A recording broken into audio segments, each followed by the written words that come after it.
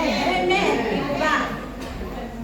Dahil ang ating team ng matatapos na samantalay kong pagkakataon nito na magkaroon ako ng short exhortation about serving God. Alam niyo ba marami pong benefits ang pagsaserve sa Panginoon? Amen. Praise God. Dahil sabi po sa 1 Samuel 12:20, at sinabi ni Samuel sa bayan, huwag kayong matakot, tunay na ninyong ginawa ang buong kasamaan nito. Gayunman, huwag kayong lumihis sa pagsunod sa Panginoon, kundi kayo'y maglingkod ng buong puso sa Panginoon. Ang nagwitik sa akin dito ay yung maglingkod ng buong puso. Amen. Tayo po isang manalangin. Ama, sa pangalan ni Jesus, maraming salamat sa salita mo sa oras na ito na maihayag at nawa po Panginoon ay magrima sa bawat isa sa amin at magkaroon po kami ng ka-excited o Lord sa pakikinig ng salita mo sa oras na ito. Ang Santong Espiritu ang siyang manguna, ang siyang mangusap po sa atin. Sa pangalan ni Jesus. Amen.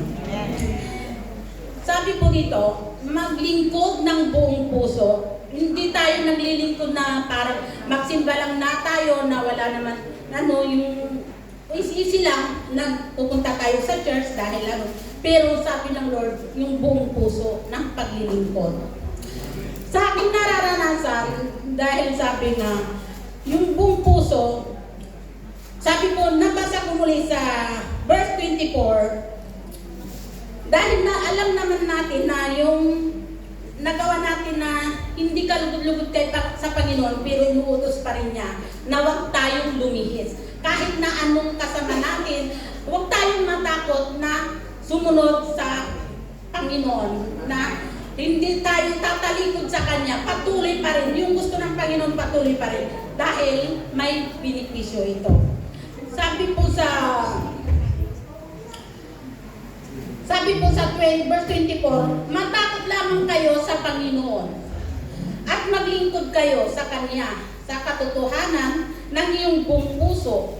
Dilihin nga ninyo kung gaano kadakila mga bagay ng Kanyang ginawa sa inyo.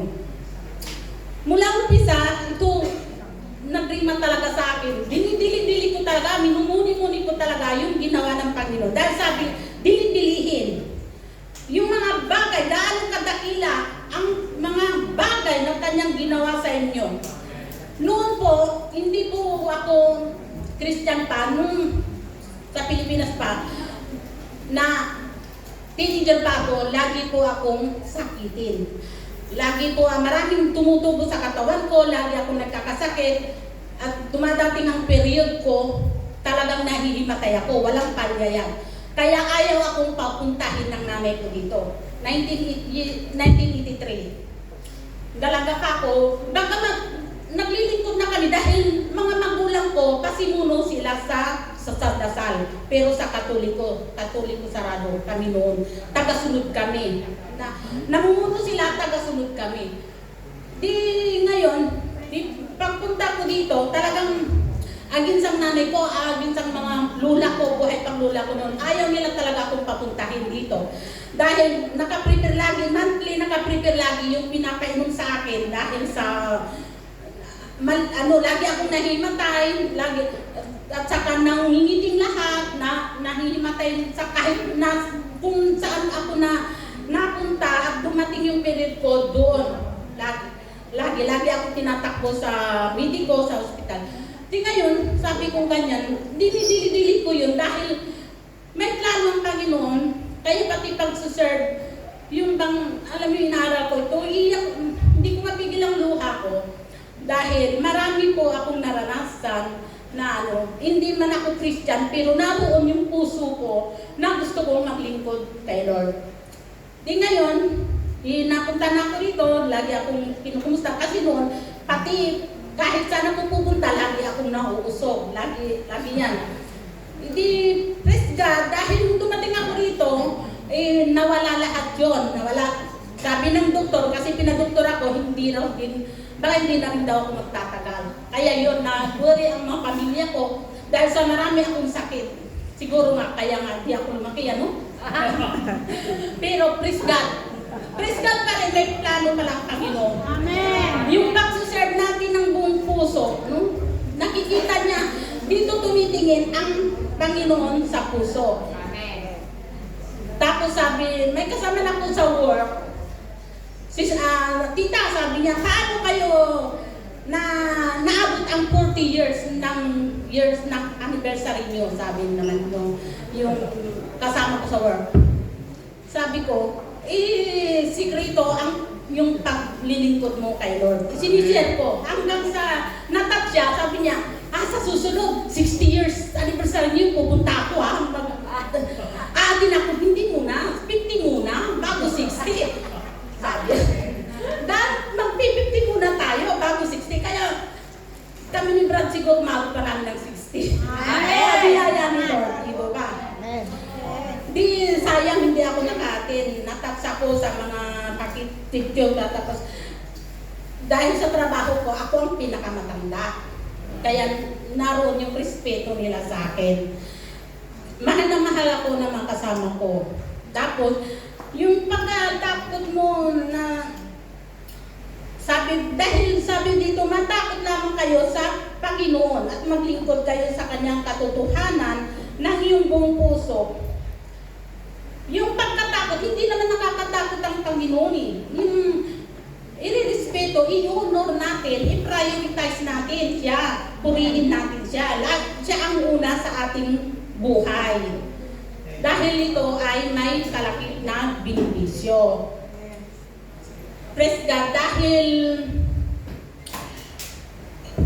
yung respeto at i-honor natin ng Lord, may gantimpala eh. May gantimpala. Amen. Naroon yung protection niya sa atin. Naroon yung iningatan tayo, naranasan ko muli itong taon na ito, muntik na naman akong nakatulog sa pagdadrive. Naalala ko. Sabi ko, nung nag-aaral ako ng autoeskwela, sabi ko, Lord, ibigay mo na yung license ko kasi ginagamit ako sa church, nagpapagamit ako sa church. Gagamitin mo ito sa paghahayo, pagsundo, paghatid. Praise God, diba? Di nangyayari yun. Kaya dinidilihin ko talaga yung ginawa ng Panginoon ng kabutihan niya. Di ngayon, na-outline na ako dahil nakahiglit ako, tinapututan ako, kaya na ganyan ako. Pero madalas po ako. Pero naroon yung protection ng Panginoon. Amen. Praise God. Pinagkaloob niya dahil alam niya na maglilingkod ako kay Lord. Binigyan niya ako ng talino na mag-drive. Wala akong ka-experience, wala akong talagang ipinagkaloob niya. Noon pinatuto ko na po na lahat ng kaklase ko na marunong sa autoeskwela, ako naantok, walang gana, pagod. Dahil nga, 2 akong trabaho ko. At ayaw akong mag-exam. Dahil sayang lang daw, mahal ang bayad. Tapos sabi ko, mag-exam na ako kasi napapagod na ako dahil wala akong time na mag-rest. Dahil pagkatapos ng umaga na trabaho ko, daan sa autoeskwela, pagkatapos sa autoeskwela, punta sa restaurante magtrabaho. Ganon yung buhay ko na ilang taon ko. Year 1983 hanggang ngayon, how many years na po? 43 years na trabaho.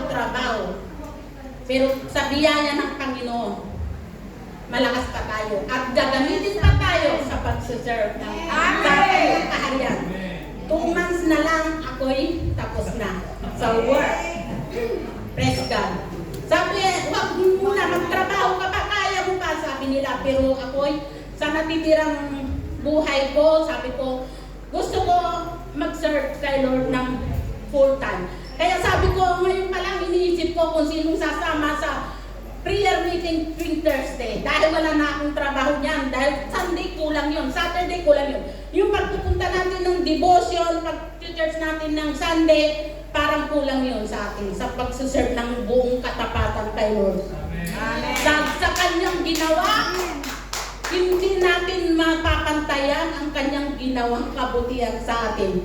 Yung ginawa, sabi nga, dili-dilihin niyo ang kung gaano katakila ng mga bagay ang kanyang ginawa sa inyo.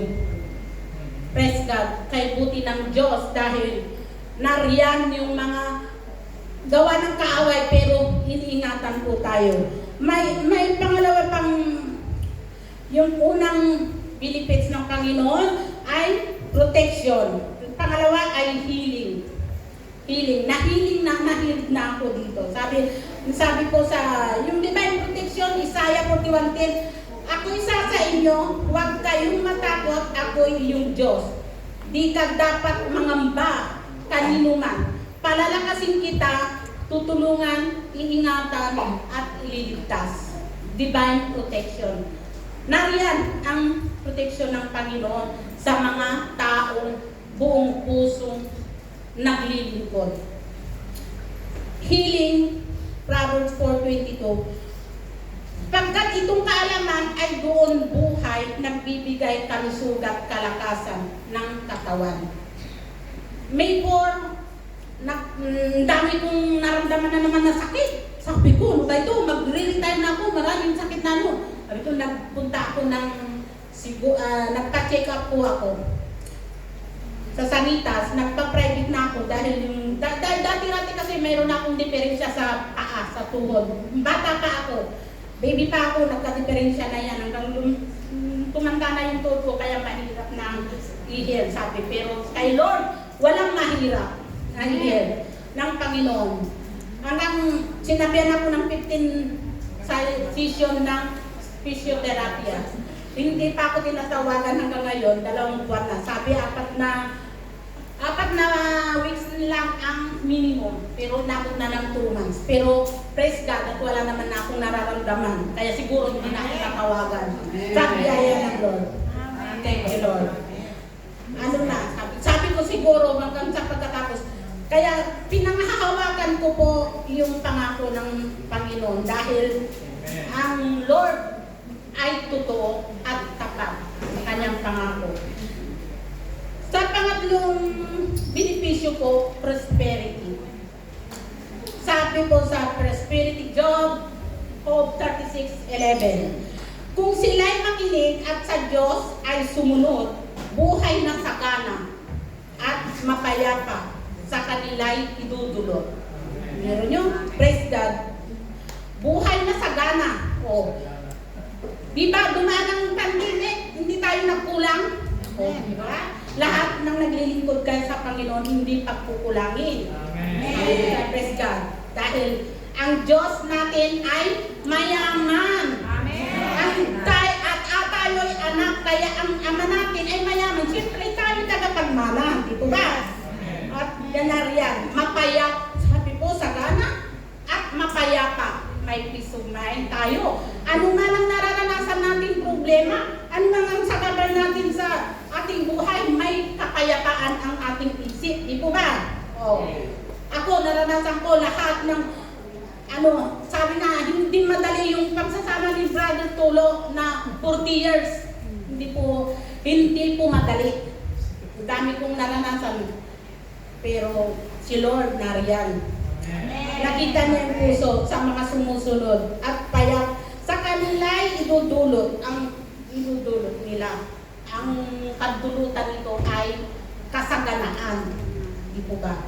Pero praise God, dahil napakabuti ng Diyos sa lahat ng kanyang ginagawa, kung tayo maglilingkod ng buong puso,